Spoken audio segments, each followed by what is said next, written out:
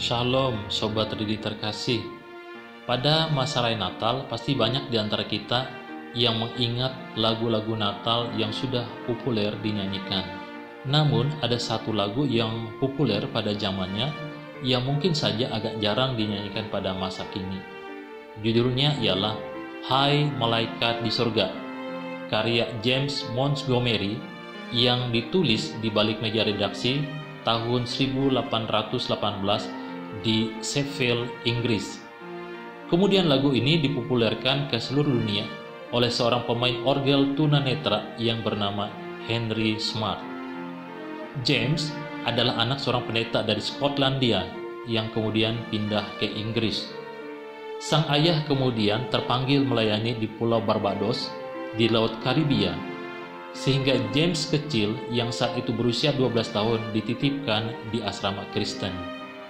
James dikenal sebagai anak yang banyak akal, namun para guru kurang memahaminya, sehingga kemudian mereka memutuskan supaya berhenti saja sekolah dan bekerja.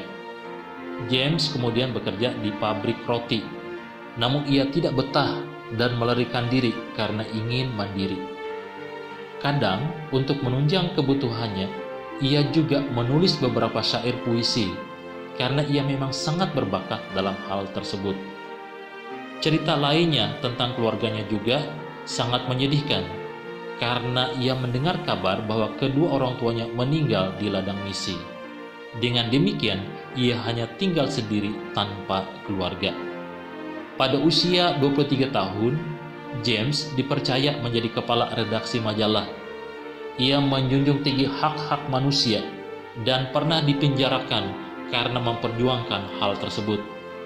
Ia juga ternyata seorang pendukung pelayanan misi, penulis syair yang menjadi calon penyair di Istana Inggris Raya.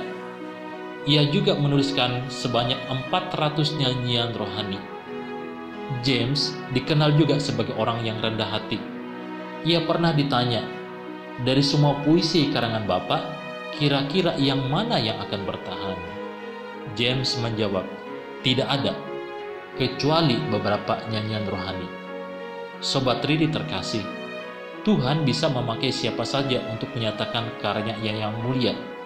Dalam hal ini, James dan pemain orgel tunanetra. Jika mereka yang terbatas bisa dipakai oleh Tuhan, maka kita pun bisa dipakai oleh Tuhan. Namun jika kita dipakainya, tetaplah rendah hati, karena jika kita bisa, semuanya karena anugerah Tuhan. Maka tepatlah perkataan Rasul Paulus dalam Galatia 2 ayat 20. Namun aku hidup, tetapi bukan lagi aku sendiri yang hidup, melainkan Kristus yang hidup di dalam aku.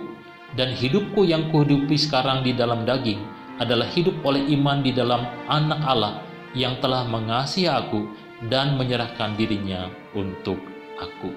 Salam Tridi, Tuhan Yesus memberkati kita sekalian. Amin.